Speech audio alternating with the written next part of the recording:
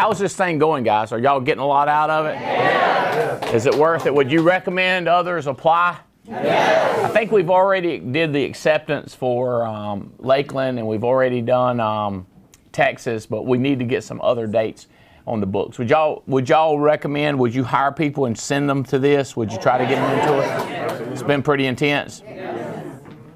So we're only in day and 1 quarter, right? So there's a lot to go.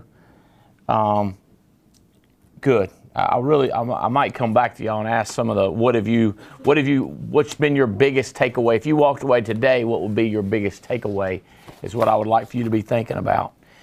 And thank you, Robbie, and Bob Grannon for changing the schedule around so we could get this crowd in here. This is I'm pretty fired up about this. This is my office, boys and girls. And so when we don't have 50 of you in here, I have a nice little table over there, a little marble table, and some ostrich skin chairs, and it's very much more comfortable in here. But it's definitely cozy with you guys. I can't believe I have an office big enough to put 50 people in. But we also looking around. I was impressed with the quality of people that we've been able to get in here. Just the energy you guys are bringing. Everybody's been in here early. Everybody stayed late. How many of you hung out after everything was done here? How many of you hung out in small groups, night owl type settings? Anybody? Nobody hang out? Raise your hand if you hung out. Anybody hang out with anybody? Anybody hang out with somebody? Did anybody go out to eat? Did anybody go to eat late night? Did anybody do that? We didn't do none of that. Are we all on keto or something? They fasting, the believers. Done brought on Lent early. Or something, I don't know what it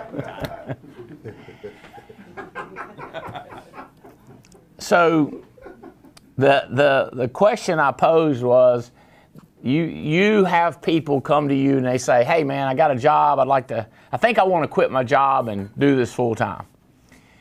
And also, it might be you. You might be saying, should I quit my job and go full time? And I want to answer that for you. It is very, very, a lot of similarities to the conversation that I had Wednesday in the TWC of should I get a part-time job in addition to doing this? But I get this question a lot too, is I can't get this person to make dials. I can't get this person to get referrals. I can't get this person to do annuities. Mm-hmm. Anybody ever kind of thought that if you didn't even say it? I want to kind of help you with that answer a little bit. It goes like this. Lower your expectations and lower your bar of yourself. If you can't get them to write 20,000, if you can't get them to sell IULs, what can you get them to do? Now let me explain something to you. If you can't get people to listen to a conference call, you're in big trouble. Does that make sense? Yeah. How much lower can you go?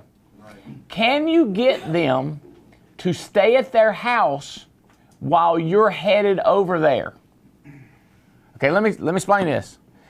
You can get a complete stranger that picked up the phone to a telemarketer to be at home when you get there, and you can't get your new guy to be at home when you get there. Does that make sense? You say, you can't go any lower than that. Could you get your new guy to eat dinner with you if you paid for it? You follow what I'm saying? How low can you go? How easy can you make it for your new person? You're trying to skip to rocket science, and you ain't got them to go out to eat with you. You ain't got them to get a cup of coffee with you. You ain't even went over to their house and sat down and had a cup of coffee with them. You ain't had them over to your house and had a cup of coffee with them. What we're doing is we're trying to lower it down. Now, we got new people. Justin Bailick's fired up about his boys down there that I don't know if they're on the board again. Well, they on the board again. They were on the board last week. Yeah, one. I don't know if they hit the board this time. I don't see Luke and Eric. I think that was his name. Greg. Huh? Greg. Are they on there this time? Did I hear their names? They ain't no 1 week wonder, is he? W-E.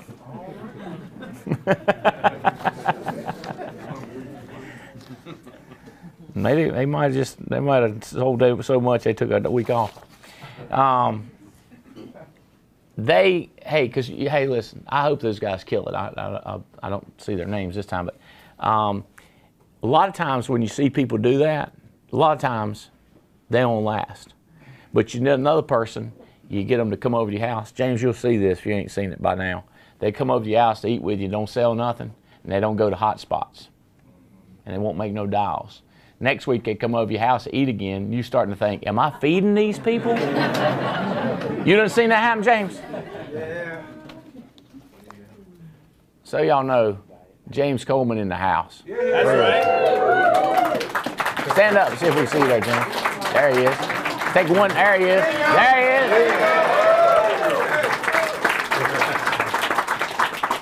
is. You seen that happen, hadn't you, James? Yes, sir. You'll be shocked. Those 10 years down the road might be your biggest organization you've ever had. Now, I know all of you want it to happen, microwave, right? You want to microwave it and get it warm in 10 seconds. Right now. So, but if you'll be patient with people and then edge them up, like if you get them to come over to your house and then you guys watch the TWC together and get them some popcorn or something while they watch. Say, sit right there. Let me do your shoulders and get you a Coca-Cola while you happy now? And then you say, you know what we ought to do?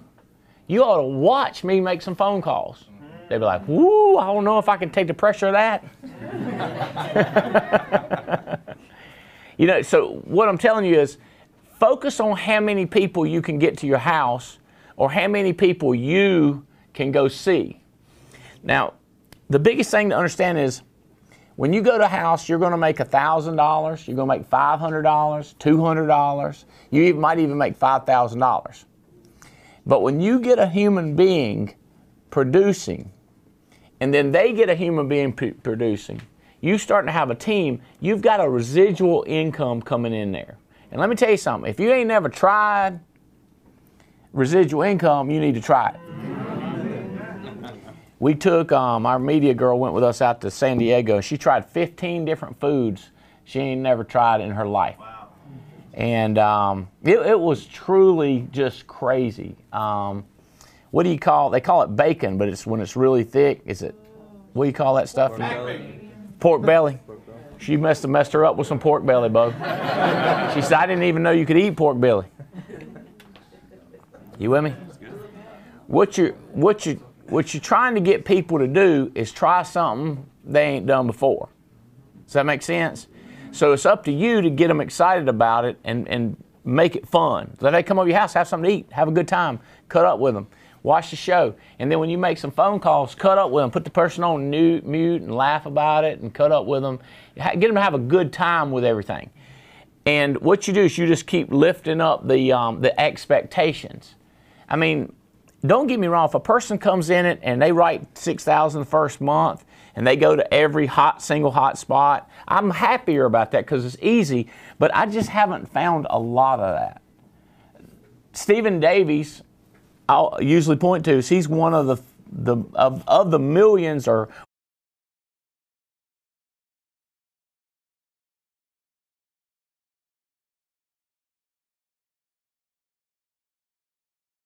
and he's made an incredible lifestyle for his family and himself and getting to do more and more. And I really am expecting him to start finding more people that come into his business and treat him like he treated me, just total respect and total quality. He deserves it coming back, but you just keep planting into the world, into the atmosphere, and it's going to come back to you. So I got to tell you, if a person won't come over to my house or won't be there when I get there, and I start to not think they're going to make it. You with me? And then when I try to get them to get on a call, and they don't get on the call, I start saying to them, say, look, you did real good when I was coming over to your house, staying there until I got there. But you are screwing up on getting on the call. What am I doing wrong as far as a leader, as far as setting an example? Do you not believe it works? See, what I'm telling you is, I go to work. Okay, you understand when I say work? Yeah. When you make biscuits, you call it knead it. You need the dough. You know what I mean? So when you say work people, I don't think people know what I mean when I say work people. How many of you know when I say knead the dough, you know what I mean? Knead it. Raise your hand if you know what knead is. Y'all, how many of you don't know what knead is? So what's he talking about? Knead the dough. What do you knead the dough? All of you know? That's right. Everybody here. No, wait. Are y'all as it was in a week?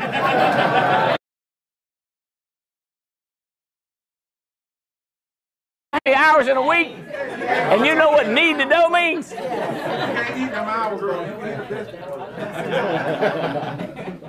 We got some biscuit lovers in here, Terry. That gun Bojangles getting fired up right now. God. Kneading it, y'all act like you know, but what you're doing is you push it in and then you pull it out. That's what I do with people. Okay? I knead them. I work them. You work the dough. You knead the dough. I'll be saying like, what am I missing with you? So if I'm at my house, they watch, what am I missing with you? I mean, why are you not on the calls? If you can slowly get a person to show up at your house, watch the show with you, start watching the TWC themselves, being on an activity call, watching it on Zoom, you get them to start making 5 calls a week, get them to go to appointments, get them to do the green sheet. See, hey, if you do that, you're going to be better off than a person who comes in and starts doing everything they're supposed to do right off and then quits. Or somebody that comes in and starts doing good but refuses to watch the TWCs. Because that person is going to be doing good and they're going to set a terrible example, and then when your new people come in, they think they can not do everything, and then they don't sell and they don't understand they got to start with the basics. So you shouldn't be disappointed with people that start slow and you have to work with them, but it's your expectations that lift them up and expect them to start being on the calls themselves. You expect them to get other people on the calls. You expect them to get green sheets in every house, and you expect them to get other people to get green sheets in every house. But see, it's that foundation that you need to be building in your life and in one other person's life. That foundation. Reading the 8 steps. The 8 steps to success. Getting that person to do the foundational stuff is the key to your long-term success. If you're building a house, if you have a terrible foundation, you're going to have a problem. Make sense? So I'm trying to lower the. I just got through saying to Chelsea about ABTF. Did she leave it in? Yeah, she left it in here. Here's what they give me. They give me each person they're working with, how many dials they made, how many contacts they made, how many appointments that they made, and how much submitted premium. And it's just, I don't care if a person fails. What I care about is if they don't act. If they don't do the activity, that really bothers me. So what's your name with the jacket over there pointing right at you? Dustin. So, I mean, like, I truly would practice if when I was 27 and I was hiring you, if you wouldn't do the basics, I would get a quiet spot and I'll go like, what do I got to do to get you to do the basics? Okay? Like, for example, if you ranked yourself on referrals right now, Dustin, would you give yourself a 1 being terrible or 10 being everybody should copy you and train from you? Where would you rank yourself? So you give yourself a 4. So would you say part of the reasons you're not doing referrals like you should is because you don't know how to, and there's a lot of want to in you. Yes. There he is. Raise your hand so they know who I'm talking to. I know you can't hear him, so you would. So I call that working him, James.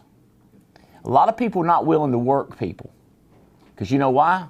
They don't want to be worked. Wow. Does that make sense? You say, well, do you want to be worked, Andy? Yeah, I want to become a masterpiece. And for a masterpiece, I don't know if you know how paintings work or clay works. You got to work it, baby. You don't just paint by the numbers and do one coat. Man, we were just in San Diego and we walked around this art gallery and this guy was talking about how many coats he was painting some of the most beautiful art I'd ever seen with charcoal. And it was just, he said, you just got to go over it and over it and over it. And I was like, I told Haley, I said, it's like people right there. You just got to go over it with them and over it with them and the same thing and the same thing. And it gets more defined and prettier and brighter and more majestic. And they attract more people just like a beautiful painting when you work them. Just keep working them. You with me? A lot of great artists. This guy was just telling me his wife's an artist, and he said, the problem is she won't never quit working on it. He said, it'll be sitting on the wall, how beautiful it is, and she'll take it right off the wall and start working on it again. That's the way people are. So you work them, and what you're trying to do is you're trying to get every detail of their life in order. Now you think, mainly we care about business, but even, now women, we know how they are. You know, they got whatever happened in the kitchen, they want to tie that into what happens in the living room. And if you ain't careful, they'll tie it right over to the bedroom. You'll be like, that ain't had nothing to do with this. We had a different program. You know what I'm saying? Like, God made me forget what I was talking about. Get back in the kitchen. Get back in the kitchen. Get back in the kitchen. Women, it's like Gay Goad showed us one time how a mind of a woman works, and I was like, oh, I get it now. It was wires, different color wires, and all the color wires was tangled up together like in a ball. And she said the red wire is the bedroom, and the green wire is the kitchen, and the blue wire is the living room, and then the money is, and there was one wire in there for money, and all of it was just tangled up together. I was like, ah! I want to unravel it. You know what I'm saying? Just spread them out. Right. Well, it turns out that men are like that too when it comes to their business. Because what will happen is if their personal life is a disaster, they don't want to do referrals. Right. You with me? So if they ain't got no money, they don't want to do referrals. It don't make no sense. So what you have to do is you go, hey man, is there any way you could act more like a man, like a guy, like a boy, where you separate your feelings about this and you go to work? You know what I mean? Like, men will tell me, like, you know what my wife said? I go, no. What I want to come back with is, do you think I care? But you can't do that. You can't say that to them. You got to go, well, man, whoo. And here's another thing don't say to them. My wife ain't never said that to me. I don't have that problem with mine. You with me? That ain't going to work. Because then you're working them, but you're not working them good. You need to say, man, have you ever heard of Tender Warrior? Have you ever read that book? Man, you ever listen to any Andy Andrews? Andy Andrews was talking this. It wasn't Andy. It was actually Andy Andrews talking. I was listening to him this morning on an audio book, and he was talking to this couple he never met. Matter of fact, he told the wife. He said, "I'm going to meet somebody. It's my best friend." And when he got there, it was her husband, and they were trying to get a divorce. She done filed papers, and so the man didn't hardly know this person, right? So his wife shows up with a new guy, and he's trying to figure out who's that guy, and the guy done told the girl her husband's best friend. So you got the couple right here, and then you got a new guy, call him Jones. So Jones is talking to him, and finally the man says, "Who is this guy?" And she says, "It's your best friend." And he says, "You ain't my best friend. I ain't never even talked to you." He said, "You waved at me one time in a grocery store."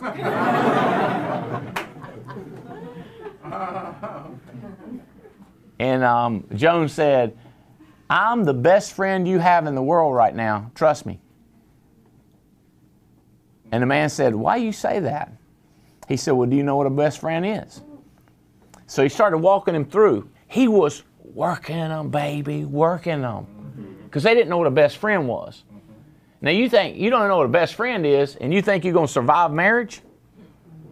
That's an interesting concept, that you can survive marriage. You don't know what a best friend is.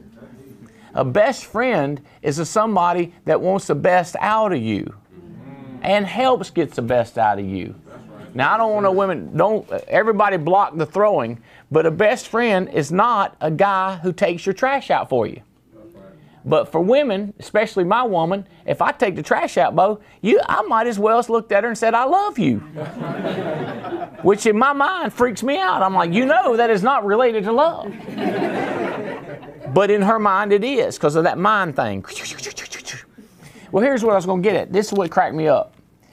When they finally calmed down and he got them to understand what best friend was, they said, what is this all about? And he said, well, it's about y'all's marriage problems. And they went, what? Okay, this is a couple that's filed for divorce, and he said, it's about your marriage problems. And they said, how do you know about your marriage problems? They said, how is it possible that you know? He said, everybody knows about your marriage problems. He said, everybody knows. He said, yeah. He said, how is that possible? He said, y'all married, ain't you? And people know y'all married because you got your ring on, you live in the same house, right? They said, yeah. He said, that's the kind of people that has marriage problems. Yeah. So everybody knows you got marriage problems. That's right. Does that make sense? Yeah. So when you're talking to a person, they got problems. You got to work them through them so you can free them up. Now watch this. If I'm going to work with a person, I need a person that has less psychological problems than a person that has way more psychological problems. And people say, Andy, I got a lot of psychological problems, but I want you to work with me. I go, you better fake it. Like you ain't messed up. Because if I know you got what's the symptoms of psychological problems? No phone calls. Don't go to hot spots. Don't watch the TWC. You say, why do you think it's a psychological problem? Well, let me ask you this. If just looking at you, just serious business right now, do you think it helps you when you hang around the right people? Yeah? So you think it does. And it changes your life, helps you make more money. You're happier when you hang around, when you watch the shows, when you plug in, when you read the books. So I would say a person that don't do what helps them's got psychological situations, wouldn't you? I'd say they forked up. Is that the word we're trying to look for? Does that make sense? I think I used this term before. Stupid is as stupid does. So, serious business. I got some serious messed up things going on in my head. But most people think I don't. Because the evidence is that I do the do. Does that make sense? The evidence of my psychological situation is the do that I do. And if you ain't doing the do, people gonna think you're crazy. That's right. Then people say, well, I am crazy. Well, I'm crazy too, but people can't tell. Don't look at me like you know.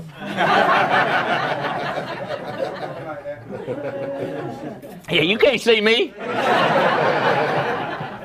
John Cena, baby.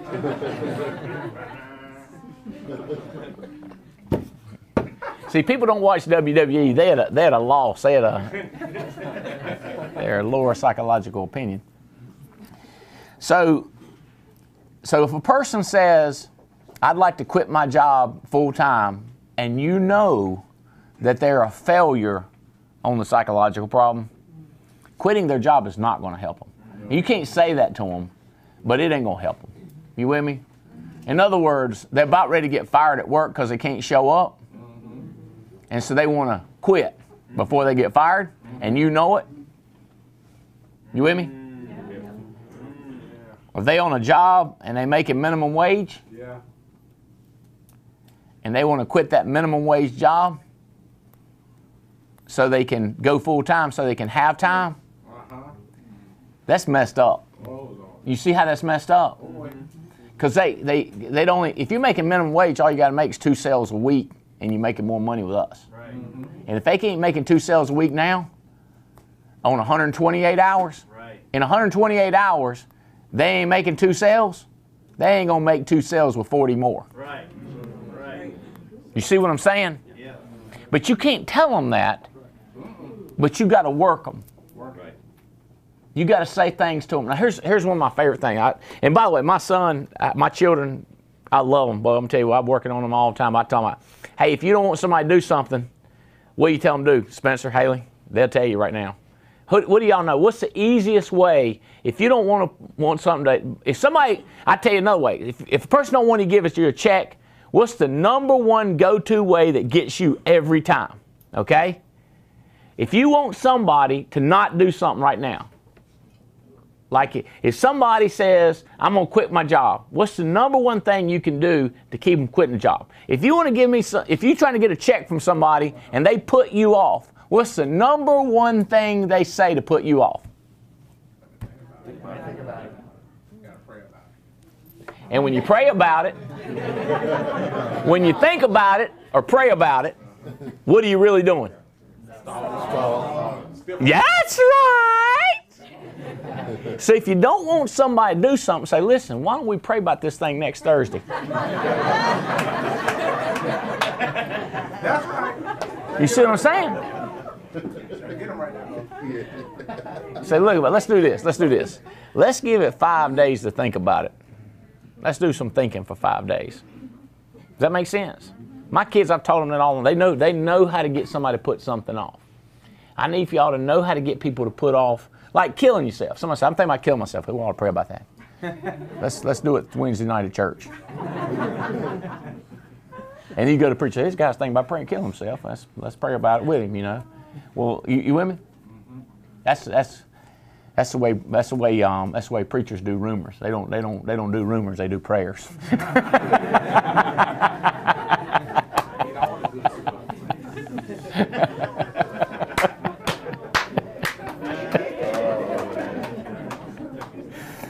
Oh, did I tell y'all about the drunk come stabling out of the bar, run into the preacher, messed him up?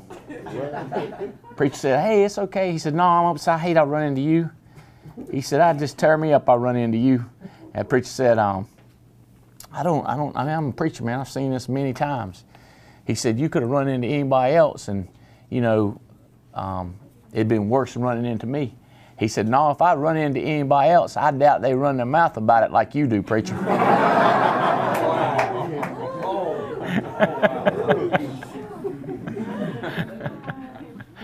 See,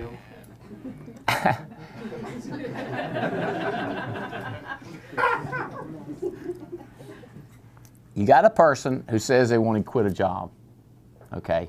When I first start working with a person, I am doing an evaluation, to tell you the truth, okay?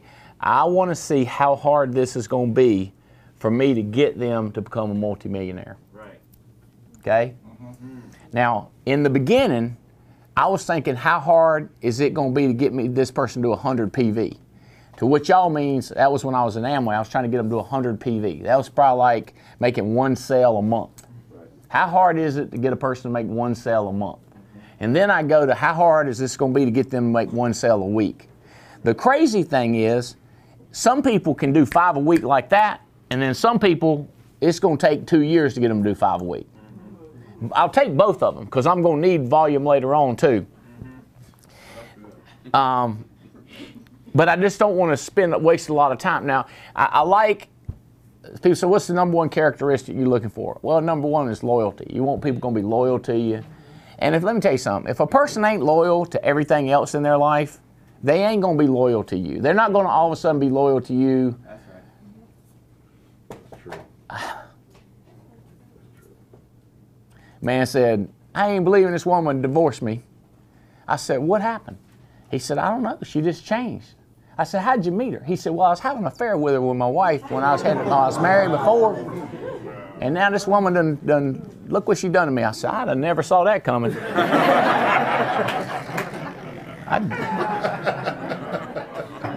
That's shocking to me. That's a shocker.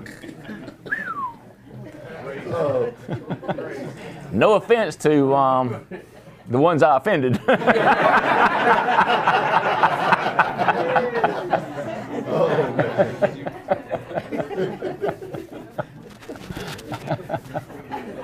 No offense. You follow what I'm saying? In other words, if you find a person that has some stick-to-itiveness, they'll likely have stick-to-itiveness. If you find a person with persistence, they'll likely have persistence. So what I'm telling you is, who's saying this, that they want to quit their job to you? Who are they? Are they a good friend? Are they a loyal person? They're a hardworking person? I had this lady one time, she had been married, I don't know, 30 years, older lady, and the first thing she did is your name Alvin? No. What is it? Quentin. I know why I call you Alvin. Alvin Battle. So Quentin Battle. So Quentin, this lady, she'd been married 30 years. She worked. She was organist at church, and they paid her like $2.10 an hour. You know, every once in a while they give her $5. Is what I mean. And she worked this other guy for a secretary. He didn't pay her nothing. She had like 4 jobs. And so I talked her into getting her license. And when she came into my office after she went on about 5 sales, didn't make no sales. I like this lady. Okay, she's crazy as a dadgum run over dog. But she. So I got her and I said, look, I hate I got you. I was going to work her. You with me? I was going to need her. I was going to mess her. I said, I got her in my office. I said, look, well, my office is my basement. I said, you don't care about nobody but yourself. You got psychological problems that you so self-centered. You don't care about nobody else. She started crying. I said, hey, you know it's true. Because the only reason you get a check in them houses is because you didn't want make nobody mad at you. You didn't want to make them cry because then they hate you. And you want to walk out there, they love you. You just want to be loved. You don't care if they got life insurance. You don't care if the kids die. You don't care if they lose their house. You don't care about them at all. All you care about is what they think about you. You're the only thing that matters in that house. If they're mad at you, you're going to give in to them. You don't tell them like it is. You just care about, you call it nice. I'm nice and you're pushy. I'm not pushy at all. I don't give a crap what you do.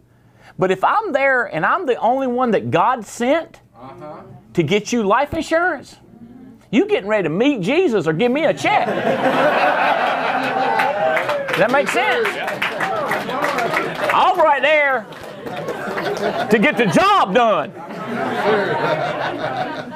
I'll right up and don't give a darn what you think about him. I'm on a crusade. Crusaders kill people when they're supposed to kill people. Then talk about, well, they're nice people. Should we kill them? Dead. Just dead. You understand what I'm saying? I'm on a crusade, Bo. In a crusade, you don't worry about what the other country that you're taking over thinks. That's right. Does that make sense? Yes. That's right. And she's crying. Give me another chance. I just give her the check. I said, here's the check. Give your money back. You know, he should even pay to get your license. She said, you don't take me. Don't do that. She went 33 straight picking up checks after that, Bo. She was picking up checks left and right, Bo. She was on a mission from God. She was the Blues Brothers. She done adopted the Blues Brothers saying, Bo. She was on a mission, Bo. She was picking up checks. And y'all hear what I'm saying? I worked her. Okay, now I ain't gonna tell you where it went bad. Where it went bad is when she thought they did some dumb stuff later on, and she's not selling with us anymore. Just I can't even tell you. First of all, she was old when she started, and she's probably ancient now. That's part of it, you know what I mean? But I know I can tell you the whole story. It's a real person, true story. But you understand, I worked her. You with me? What she never, ever got back good at is working anybody else. She just couldn't do it. Because where I would do this storytelling thing, she would just bark at them. Just tell them like a boss. and that ain't the same thing as working them. You know what I mean? So, here's the other thing is, she said, should I quit my job? I said, yes. The first 5 weeks, you made in 5 weeks what you made in a year. Like, she was making about $12,000 a year, no kidding. And I said, you've already almost made that in 5 weeks, another couple of weeks. I said, if you want to wait 2 weeks, but yeah, you need to quit your job. She quit her job like that. And she had no experience selling, no experience in insurance, and she killed it that year, won 3 all expense paid, killed it the next year, killed it the next year. But then somebody got in her head, and this happens to agents. Somebody got to said, Andy's ripping you off, you know what I mean? And well, because what happened is she was real. I mean, she had problems, psychological problems, like everybody. But she said, see, I had her on the lowest level and was taking care of her. And because I knew she couldn't handle the finance, she said, I want to pay for leads and get a higher commission. And she just couldn't handle it. You know what I mean? Like, as in, it messed her up. Because she would get nervous about having a bill and she couldn't sell. Yeah. You understand what I'm saying? And that was bad. It was tough. I mean, after 2 years, I mean, she was just kind of like I adopted her, you know, and you know her. I mean, and I kind of adopted her, you know, to be part of the family. But she, when she had a bill, she couldn't handle it. Does that make sense? Mentally, and I try to coach you through it. That's why I like to get people that are in their 20s, because I can talk to them about money and finances and get everything figured, kind of get everything squared away, where later on, it don't, because I mean, like right now, if somebody rips me off $75,000, I don't go like, oh my God. I just like, Dad, gummit, did our checks and balances, how do we miss this one? I don't, and then I go, hey, listen, we got TWC. You know what I mean? It don't carry over. It's like I went from the kitchen to the, you know, to the barn. I'm not down there at the barn looking for a saw, worrying about what happened in the kitchen. You know what I'm saying?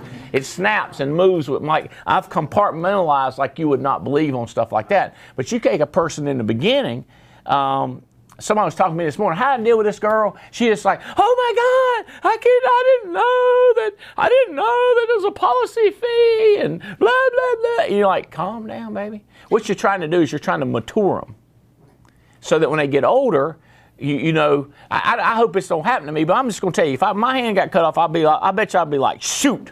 All right, listen, what time are we going to Alaska? What's our trip this year? Is Alaska, is that what it is? That's the way, I think that's the way I do it. You know what I mean? I woke up this morning, my fingers hurt. I said, I wonder if I got arthritis. All right, I got to go to the gym. You know, I can't, does that make sense? If you can get a person to focus more on the do than all the drama in their life, that's called maturity. Yeah. So what you got to do is try to mature people. It's also called perspective. What they say, nothing more powerful than the truth, other than maybe perspective, because that changes the truth. Information changes the situation. That's right. And the position changes the angle that you're looking at for something, and the perspective about it moves on. It's like people fly my jet, they're scared. I go, don't be scared. You're going to die if we crash. Right. I mean, who fears death? But you don't want to get your hand cut off. That'd be, I like, look at that. You had them afterthoughts where you got your hand cut off and you still got your hand hurts and you ain't even got one. I saw that on TV. I said, I don't want that.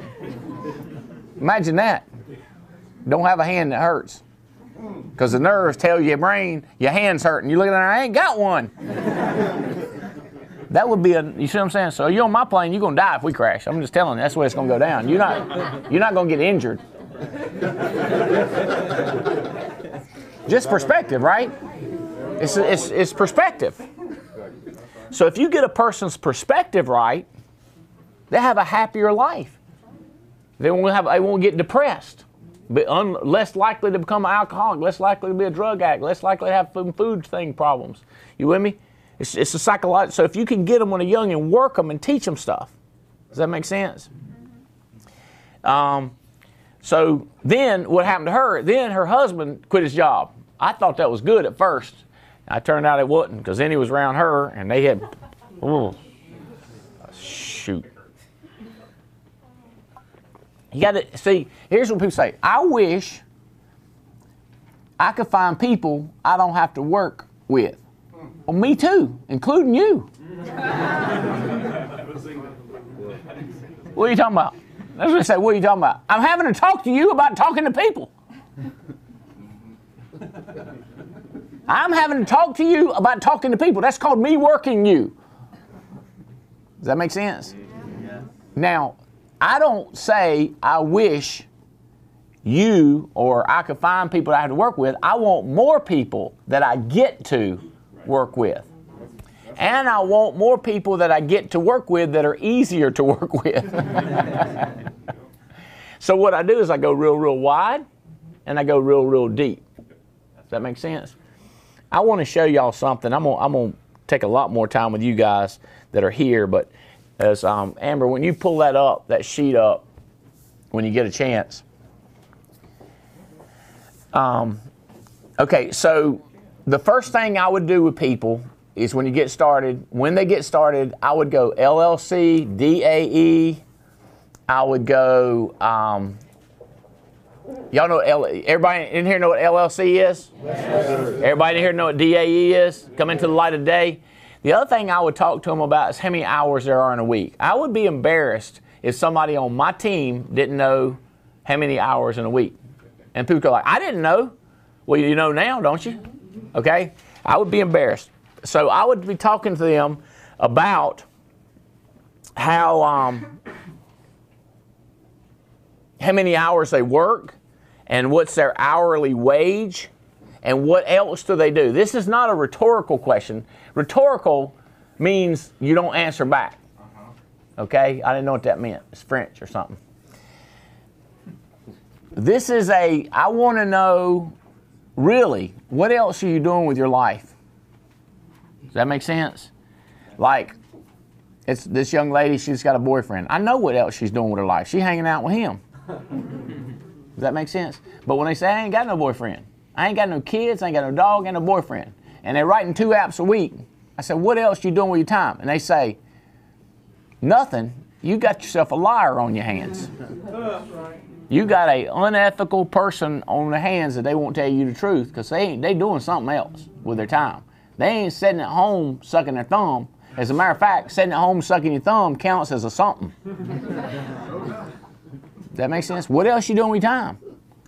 You said honeydews. I'm doing honeydews. I get that. I know what honeydews are, and I can coach you out of that, okay?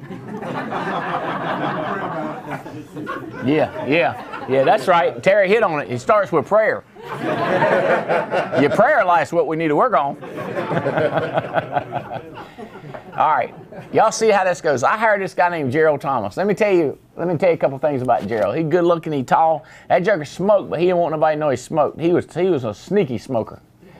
And he hired let me see, I think I got the copy here. I can see it better. Yeah, he hired Bill and Cindy. I couldn't tell you who they are from Adam. He hired Frankie, Jeanette, Rob. I saw those people over to the right. I don't know those people. I can't think of them. Adam Katz, do you remember any of those people? I remember Bill. Ruth and Johnny Jones. I remember Ruth and Johnny Jones. You know who they remind me of? Is my old boy down in Charlotte. You know what I'm talking about? What's his name? He's on Davy's team. Real tall, skinny guy. He used to come to every meeting. Yeah, Ted. Ted. I don't know if you know what happened to Ted, but I texted Ted. I said, Ted, I miss you coming to meetings. He said, bro, I got prostate cancer. I said, man, when you get over prostate cancer, you going to come back to me? He said, yeah, I'm going to beat that thing, come on back. So I got Jane to send him a bunch of get well package, and stuff. He don't come to meetings. And I love him, Bo. I'd always get him up talk. That's who does that remind you of Ruth Jones and Johnny? Yeah. Remember that? Yeah. Tall, skinny, older. And I don't remember Quentin. Now, standing order. SO means standing order. Those are people that were in President's Club in that leg. So that was one leg of mine. They were in President's Club. So David Thomas, you see David? You see Dale and Ann? You remember Trad and Tracy? Yeah. Okay, let me look around everybody's girl's hair. No, y'all good. This woman,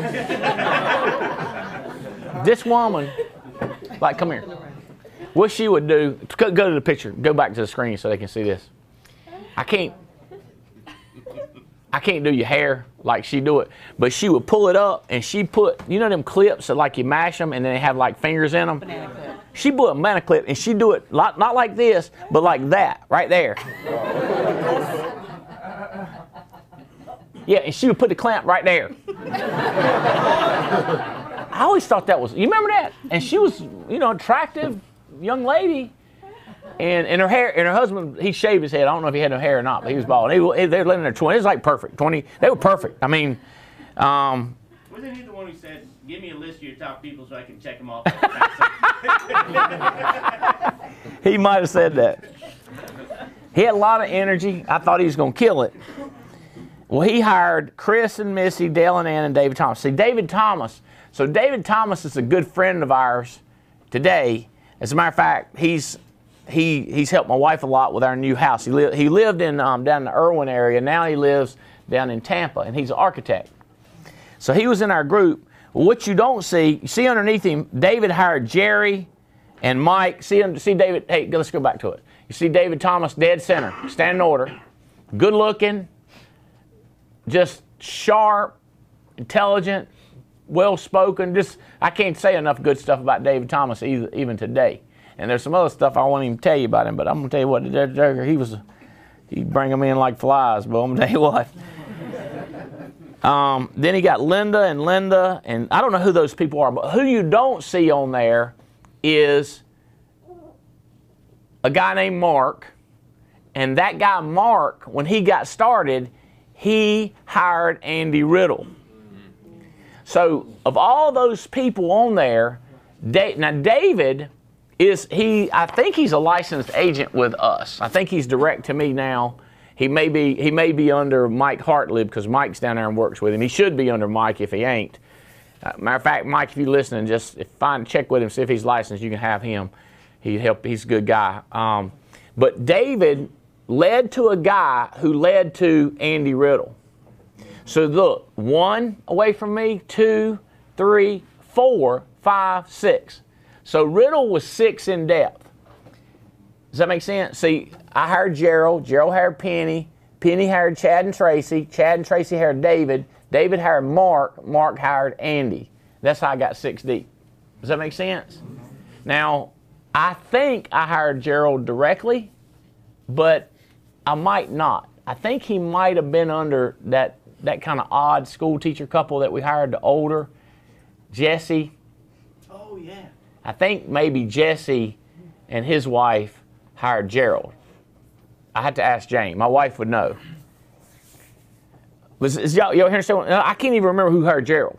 I just know Gerald was direct to me for a long time, and I think maybe Jesse and the other woman, Jane might be texting me now to remind me. Then in that case, you'll be 7 deep. Does that make sense? Okay. Somebody just texted me, "Thanks for working me." I was like, that's nice. I hate to tell you stuff like that because they ain't know I'm working you. But Gode's working me. I mean, every time he talks to me, I can tell us that joker's working me over right now. Sometimes I walk away tired. What I'm going to show y'all is my number 1 leg in 1995 produced Paul Roberts, Diane Lampy, Alex Fitzgerald, Dr. Phil. Came out of my number 1 leg. In 1995, my number 2 organization was Adam Katz. My number 3 organization was the one I just showed you. So think about that. That whole Fitz, San Antonio, Kelly Haney, Rodriguez, Jeremy Patton, all that came out of this first organization. Now I'll hold it up for you. Look at this. All that came out of this first organization. Look at this first organization. Look at all these people. And this wasn't everybody drawn in, but that's first organization where all of them came from. I bet you it's 30 people on here, and none of those are on there. None of those are in my business. But all that came out of it by driving deep. Does that make sense? And then here is the number 2 leg. They can't see it on there, but I'll show you all that later. But nobody in that group is on Adam's group, and I don't know if anybody came out of the depth in those places. And then the number 3 leg is Riddle, Chris Long. Think about who that is. Terry Edwards wouldn't be here if I hadn't stuck with it. I was looking through this thing and I found one consistency. Nobody on here that quit made it big.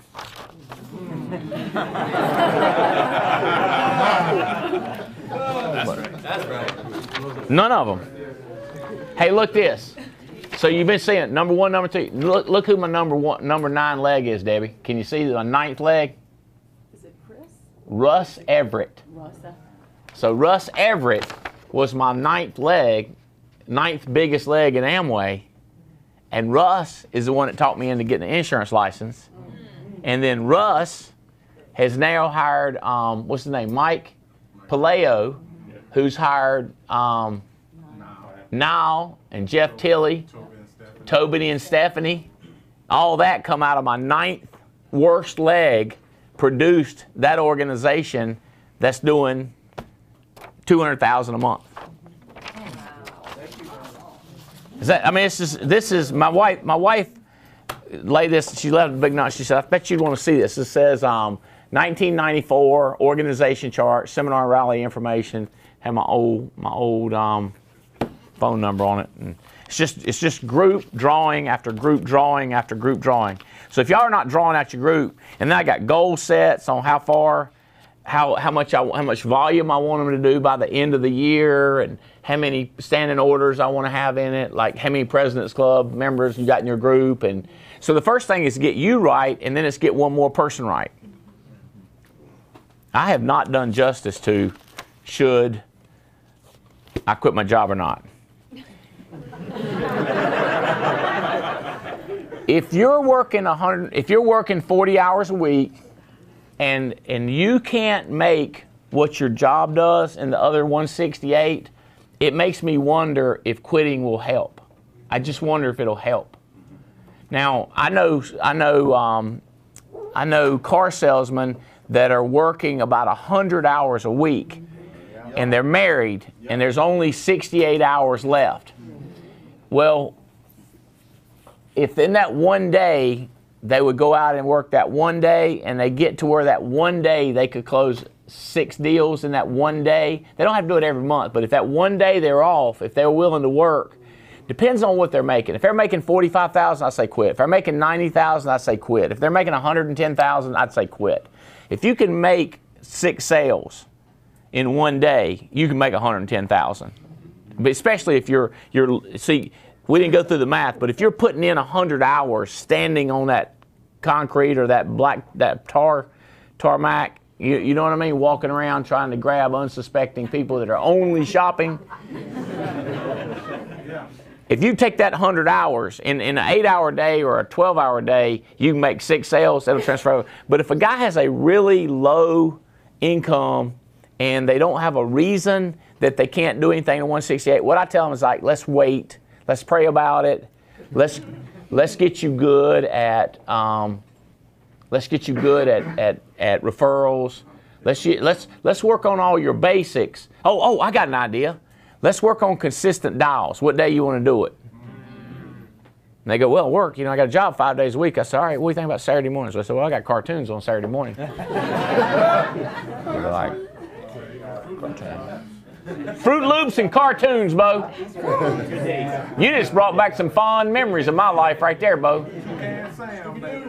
Fruit Loops and cartoons, Bo. That make me.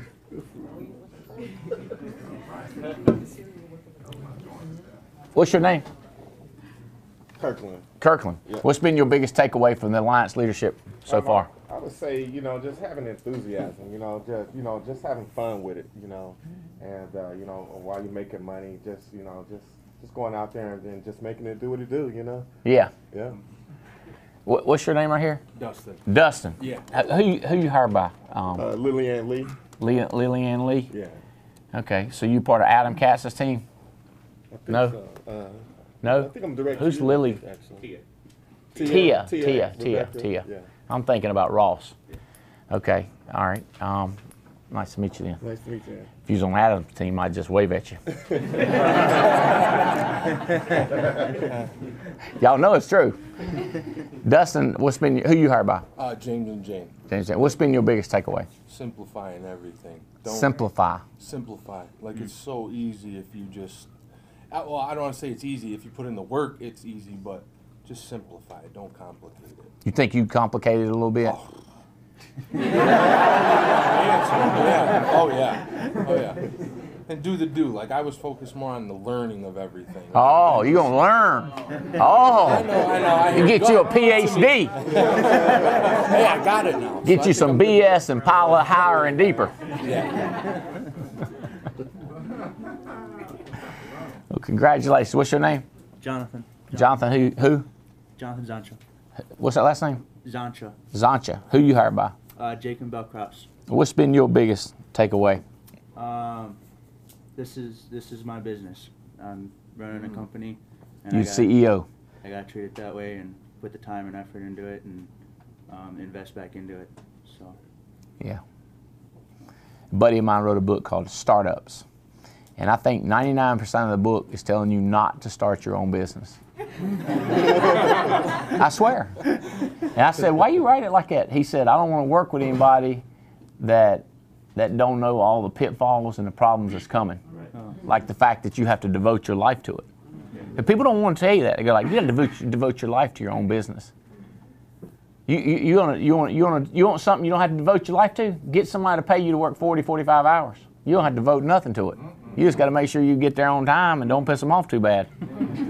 That's good. You with me? If you want your own business, it's 24/7, baby. Yeah, that's right. Up and at 'em. Out of the bed and into the heat, out of the shade and into the sun. We got to run. Something got to happen. Is it Christina? Yes. Christina, you hired by me. Yep. Us. Who do you work with in ABTF? Matt Pogue. Matt Pogue. Yep. And what's been your biggest takeaway? First was the recruiting. I didn't realize like how important it was until Terry Edwards broke it down and said because somebody hired him, they had a 9,000% markup, which is absolutely insane. He put a $25 Craigslist ad on and made $248,000 over a 4-year span off of him, which was incredible to think about. And I never put it in perspective like that. Never thought of it that way. Wow. Hey, I heard that y'all did some recruiting dials.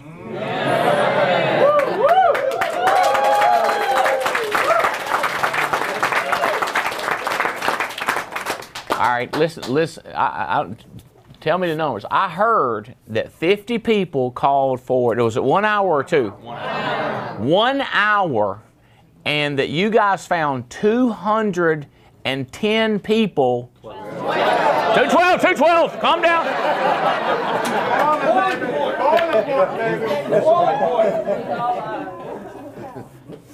I like that attention to detail, baby.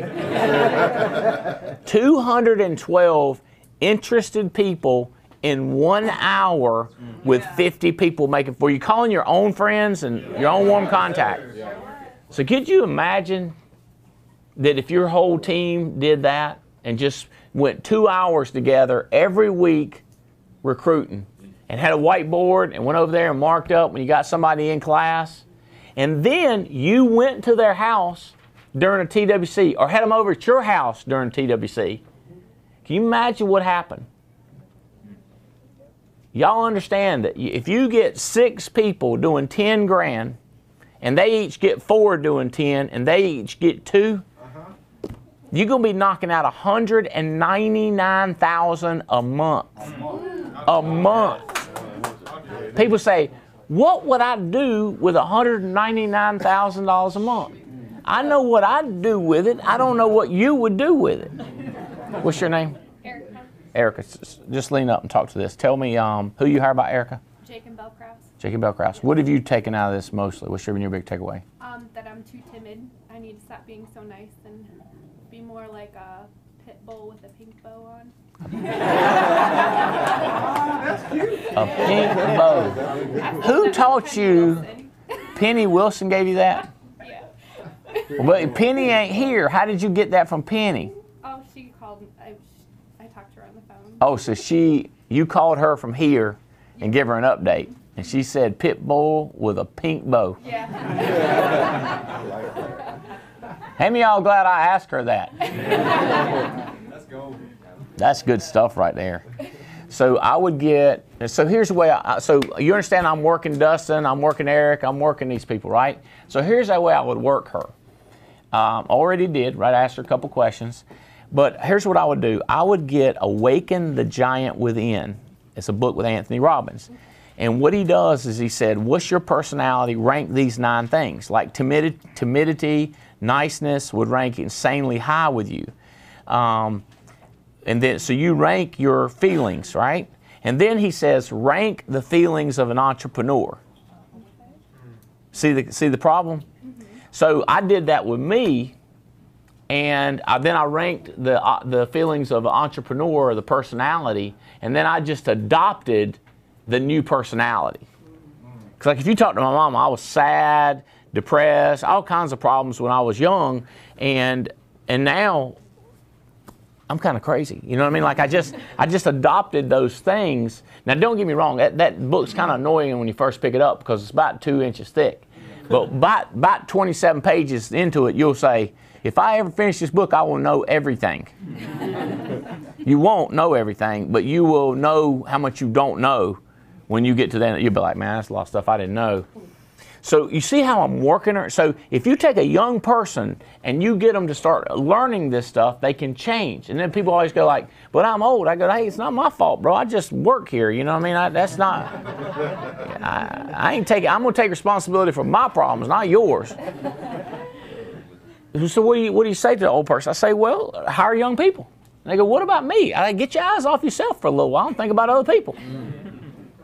Do like me. Worry about other people. Well, you ain't worried about me. I said, I know, it's too late. I ain't gonna worry myself over something I can't fix. Now, I can change. I go, prove it. See how it worked out? Does that make sense? Prove it. I told you to make 400 phone calls a week. You ain't doing that. You ain't changed. I told you to go find young people. You ain't do that. All you hired is your brother, and he's just as old as you are. What is it you've done? What is it you've done that I told you to do? I come to the meetings. I said, well, I'll give you a star for that one. Does that make sense? Yes. Now, you say, you against hiring old people? No, I hire old people all the time. All the time. So why you do that? Now, I'm hard-headed. I'm not helping myself. Hold myself back. Yeah. Now, what I always tell them is like, you talk to your son yet? Because I'm going right for them children. You with me? And then, you with me? I try to drive depth as fast as I can. Okay? The problem is 27-year-olds know 27-year-olds and 24-year-olds, 24-year-olds. But if you hire, you fire somebody that used to be in Amway, or they used to be in World Ventures, they used to be in Melaleuca. You know what I mean? One of those Sonomi or whatever those things. And they know how to hire, you know what I mean? I get it. Or if they were previously trained. You with me? A lot of times when they're older and they're broke, I always ask them, I said, what happened? Was it a business failure or a marriage failure? And then when they go, both of them, you go like, whew, we got a lot of work to do, don't we? I can't fix your problem. It took you 40 years to get in that situation. It's going to be hard for me to fix it in 90 days. But if you stick with me the next 5 years, I think I'll be able to work you out of it. I'll be able to work you out of the situation. Does that make sense? So I want to set their expectations. They got a disaster. But now if you're young and you sharp and you witty and you quick and I can change you like that, we can change anything fast. 90 days, 1 year, 18 months, nothing. All you got to do is change. I give you a tip. Somebody wants to change, they change. Yeah, they do. That's right. And they change fast. That's right. Person that changes slow, they don't want to change. You're working with a person that don't want to be worked. That's right. You're working with a person that don't want to be worked. Y'all know what's hard, right? Kissing a girl leaning away from you, climbing a fence leaning towards you, or trying to help somebody that don't want to be helped. How do you know if they want to be helped? Are they changing what you told them fast? Now, here's another thing. Let's say you got a young person and they're changing slow. Well, don't get mad. They're changing slow. What about an old person changing slow? That's a big problem. You see what I'm saying? TikTok. They're getting ready to kick out. Yeah, the 18-year-old, 19-year-old, 7, 8 years, they still a child. You can't. You say, but I'm old. I'm trying to get them there faster. Well, you need to hire somebody about 25, 26, 27, 28. Why is that? I'm just telling you. I know the psychological exam. All right, guys, I hope this helps when you think about somebody's asking whether they should quit their job or not. And I hope this helps the Alliance leadership the most. Appreciate you guys being on here. What am I leaving out? Adam? Good to go. Good to go. All right, let's get back at it. Love y'all.